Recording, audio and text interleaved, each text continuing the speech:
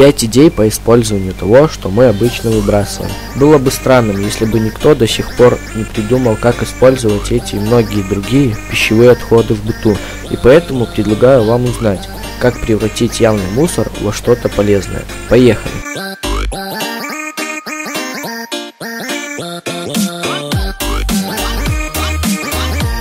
Первое. Апельсиновые корки. Используйте их в кулинарных целях. Натрите корки на терке и добавляйте в выпечку и салаты. Из апельсиновых корок также можно приготовить отличный мягкий скраб для лица и тела. Также можно добавить молотые корочки в зубную пасту. Они помогут мягко отбелить зубы. Используйте апельсиновые корки в качестве натурального освежителя, который поможет устранить неприятные запахи в квартире.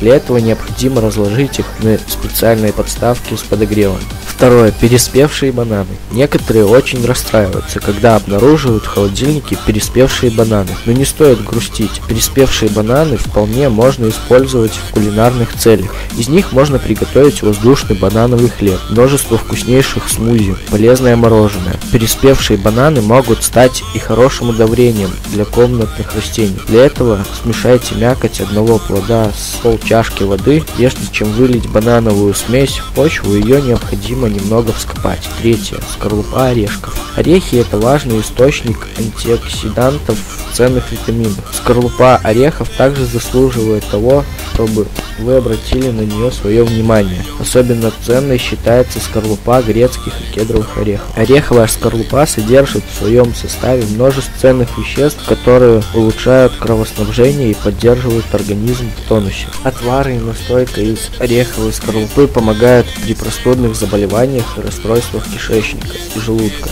Полезна скорлупа также при бессоннице. Четвертое. Кожура от бананов. Бананы — это поистине уникальный фрукт, который не теряет своих полезных свойств. Даже когда срок годности подходит к концу, банановой кожуре, от которой все избавляются, также найдется применение. Во-первых, ее можно использовать для красоты и здоровья. Банановая кожура помогает отбелить зубы и улучшить состояние кожи. Во-вторых, она может выступить в роли отличного удобрения. Пятое. Хвостики от клубники. Не выбрасывайте хвостики от клубники. Они очень полезны и практически не уступают по своему ценному составу самим ягодам. Они обладают отличным противовоспалительным эффектом. Хвостики можно добавлять в чай. Это добавит ему много полезных свойств. И хвостиков клубники можно приготовить также вкусные поливитаминные заготовки. Are you listening? Damn.